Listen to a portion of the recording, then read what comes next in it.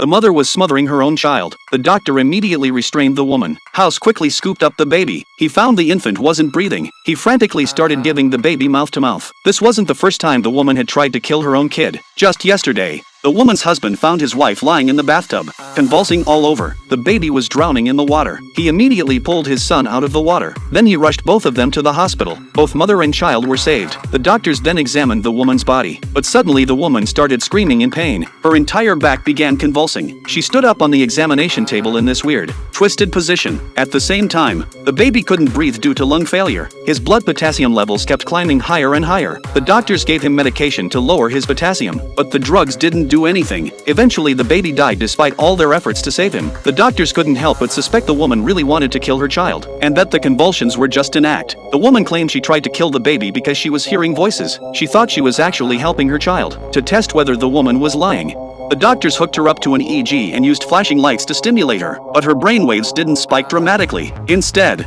they became really slow, and the woman's body wasn't convulsing either. She was unconsciously making sucking motions with her mouth. This meant her brain had stopped functioning properly. Then the woman started spitting up blood. To figure out what was wrong, House asked his team how much medication they'd given the baby. They discovered the drugs hadn't been absorbed at all, so his colleague performed an autopsy on the baby's body. They found that the child's small intestine couldn't absorb anything. The woman and baby had the same disease. This is what caused her convulsions and hallucinations. The bleeding was because the woman also had stomach problems. The reason for all these illnesses was the mental stress her alcoholic husband had put her through. When the woman found out, she refused treatment. Turns out she felt incredibly guilty about her child's death, and her husband said his final goodbye to her.